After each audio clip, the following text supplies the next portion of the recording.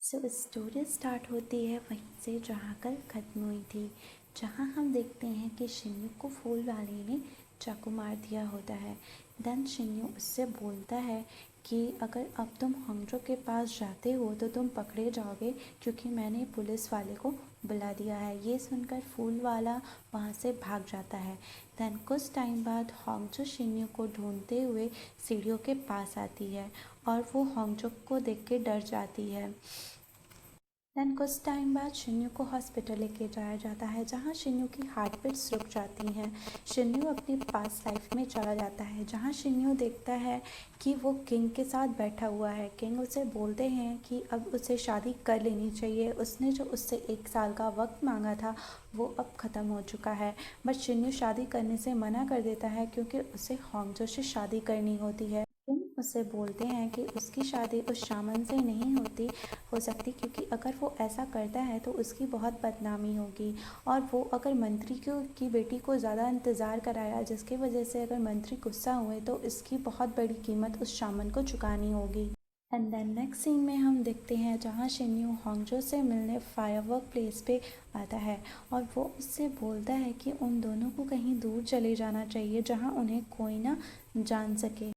And then हम देखते हैं जहाँ शिन्यू हॉन्गजो का वेट कर रहा होता है उसके घर के बाहर, और उसे चलने को बोलता है। बट हॉन्गजो अपने साथ अपना सामान नहीं लाई हुई होती है। हॉन्गजो उससे बोलती है कि वो ऐसा नहीं कर सकती। उसने उन दोनों का फ्यूचर देखा है, वो दोनों एक साथ में कभी खुश नहीं रह सकते, और उसे एक राजा बन के अपने राजधर्म का पालन करना चाहिए। यही उसकी किस्मत है। देन शिन्यू उससे बोलता है, अगर यही मेरी किस्मत है तो मैं अपनी किस्मत बदलना चाहता हूँ और तुम्हारे साथ जाना चाहता हूँ।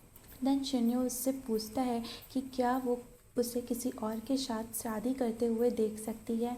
देन हॉन्गजो उससे बोलती है, मैंने तुम्हें कभी बताया नहीं, पर मैं तुमसे इतना भी प्यार नहीं करती कि मैं तुम्हें रात के अंधेरे में कहीं तुम्हारे साथ दूर भाग जाऊं। हॉन्गजो ऐसा ये सब इसलिए बोलती है क्योंकि किंग ने उसे ऐसा बोलने को कहा होता है। उसने उस शामन को बंदी बना रखा होता है जिसने हॉन्गजो को बड़ा किया हुआ होता है। देन हम देखते हैं कि हॉन्गजो और शिन्यू दोनों अपनी अलग अलग ज़िंदगी जी रहे होते हैं, एक दूसरे को याद करते हुए। टाइम बीत जाता है और फिर सीन चेंज हो जाता है, जहाँ हम देखते हैं छोटी रानी हॉन्गजो को ढूंढते हुए उसके घर पे आती हैं। वो उससे पूछती हैं, क्या तुम ही वो शामन इंचो हो, मुझे तुम्हारी ज़रूरत है। वो उसे महल तक लाती हैं और उसे पैसे देती हैं स्पेल करने के लिए, जिससे वो एक बच्चे को जन्म दे सकें। हॉन्गजो स्पेल के सामान को लेने के लिए बाहर जाती है। उसी वक्त शिन्यू उसे वहाँ पे देख लेता है, और शिन्यू उससे पूछता है, क्या तुम अब मुझसे इतना भी प्यार नहीं करती कि तुम मुझे बता सको कि तुम यहाँ क्या कर रही हो। देन हॉन्गजो उसे आंसर करती है कि उसने उस दिन ये सब अपने मन से नहीं कहा था, उसने झूठ बोला था। ये सुनते ही शिन्यू हॉन्गजो को गले लगा लेता है। एंड देन कुछ टाइम बाद वो दोनों साथ में अच्छा टाइम स्पेंड करने लगते हैं। शिन्यू हॉन्गजो के बालों में फूल लगाता है और बोलता है वो उसमें बहुत सुंदर लग रही। वो उसे तीरंदाजी भी सिखाता है। एंड देन हम देखते हैं उनके पास्ट लाइफ में जेक्युंग भी उनके साथ होता है।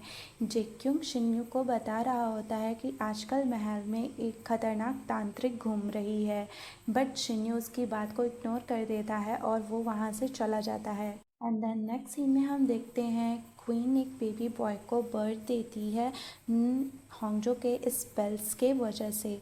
देन कुछ टाइम बाद क्वीन हॉन्गजो से बोलती है कि उसे बड़े युवराज के साथ काला जादू करना होगा, जिससे वो अपने बच्चे को उत्तराधिकारी बना सके। बट हॉन्गजो इस चीज़ के लिए नहीं मानती और उससे बोलती है जो भी काला जादू करता है उसे उसकी कीमत चुकानी पड़ती है। देन क्वीन उसे धमकी देती है, अगर वो ऐसा नहीं करती है तो उसके या वो जिससे प्यार करती है उसके साथ कुछ बहुत बुरा होगा। देन हॉन्गजो को मानना पड़ता है। एंड देन हम देखते हैं किंग को उसके स्पेल्स के बारे में पता चल जाता है और वो उसे सज़ा देने के लिए महल में लाता है। वो उसे मारने की कोशिश करता है। तभी होंगजो उससे बोलती है उसे मारने की कोशिश जो भी करेगा वो अगले चांदनी रात में तड़प तड़प कर मर जाएगा और इस श्राप के वजह से उसके आने वाली पीढ़ियाँ कम उम्र में मर जाएंगी जब तक कि उसका पूरे वंश का विनाश नहीं हो जाता। राजा उसे छोड़ देता है पर उसे सजा देता है कुएं में बंद करने की, जिससे उसे बुरी शक्तियां बाहर ना फैल सकें। ये सब शिन्यो छुपकर देखता होता है, पर शिन्यो को असली बात पता होती है कि होंगजो को ऐसा करने के लिए बोला गया था। इस वजह से वो होंगजो को करने के लिए वहाँ जाता है और उसे वो वहाँ से लेकर भाग जाता है। एंड देन शिन्यो उससे बोलता है कि उसके साथ ये सब काले जादू की वजह से हो रहा। अगर वो छोटी रानी को अपने काले जादू की किताब दे दे तो ये सब ठीक हो सकता है। देन होंगजो उससे बोलती है मुझे छोटी रानी पे विश्वास नहीं है। देन शिन्यो बोलता है उसे उस पर तो विश्वास करना ही होगा। देन होंगजो सो जाती है और शिन्यू उसकी स्पेल बुक लेकर भाग जाता है।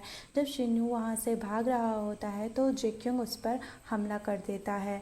एंड देन जेक्योंग उसे बोलता है अगर मैं उस शामन को पकड़ लूँ तो मुझे एक बहुत बड़ा इनाम मिलेगा और उस शामन को मौत की सज़ा होगी जिसमें उसे वेल के सामने डाल दिया जाएगा। ऐसा करने पर किसी इंसान पर उसके श्राप का प्रभाव भी नहीं पड़ेगा। उनमें लड़ाई होती है और कुछ टाइम बाद हम देखते हैं जहाँ पे होंगजो फ्यूचर देखती है कि उसे मारने के लिए कुछ लोग वहाँ आ रहे हैं। देन होंगजो वहाँ से भागने की कोशिश करती है बट जेक्योंग उसे पकड़ लेता है। वो अपने साथियों को ऑर्डर देता है कि वो होंगजो को मार दे बट श्राप की वजह से कोई भी उसे मारने के लिए वापस नहीं आता है। देन उसे वो सज़ा के लिए वहाँ से ले जा रहे होते हैं, तभी शिन्यू वहाँ पहुँच जाता है और बोलता है इसे मैं मारूंगा। शिन्यू उसे मारता है ताकि उसे इतनी खतरनाक सज़ा ना मिल पाए। होंगजो उसे बोलती है तुम्हें पता है जो भी मुझे मारेगा उसे श्राप लगेगा। देन शिन्यू बोलता है तो अगर ऐसा होता है तो मैं बहुत खुश होऊंगा। तुम्हें कम से कम इतनी खतरनाक मौत तो नहीं मरनी पड़ेगी और अगर हम इस जन्म में नहीं मिल पाए तो क्या हुआ, हम अगले जन्म में मिलेंगे। दोनों एक दूसरे को पकड़कर देरों तक रोते हैं एंड देन वहाँ पे होंगजो की डेथ हो जाती है। सीन चेंज होता है प्रेजेंट लाइफ में जहाँ पे हम देखते हैं कि शिन्यू हॉस्पिटल में होता है और उसकी हार्ट बीट वापस आ जाती है। कुछ टाइम बाद शिन्यू के पेरेंट्स भी वहाँ पर आते हैं और वो सब पूछते हैं होंगजो से कि ये सब कैसे हुआ, बट होंगजो उससे कुछ नहीं बोल पाती। होंगजो वहाँ से चली जाती है और बाहर शिन्यू का वेट करती है। शिन जेक्योंग कुछ टाइम बाद वहाँ आता है और उसे बताता है कि शिन्यू का ऑपरेशन सक्सेसफुल रहा और जेक्योंग उसे बोलता है कि उसे शिन्यू के पास जाना चाहिए बट होंगजो बोलती है वो उसके पेरेंट्स को फेस नहीं कर सकती और कहीं ना कहीं शिन्यू के साथ जो कुछ भी हुआ है उसकी वजह होंगजो ही है। उसका श्राप है जिसकी वजह से शिन्यू इतना हर्ट हुआ है, इसलिए वो उसके पास नहीं जा सकती। एंड देन हम देखते हैं जहाँ मेयर नयान को डांट रहे होते हैं कि उसे ऐसे गुंडे के साथ बात करने की ज़रूरत ही क्या थी। अब लोग ये समझेंगे कि उसके बॉयफ्रेंड ने उसे डम किया, इसलिए नयान ने शिन्यू को मारने के लिए उस गुंडे की मदद ली।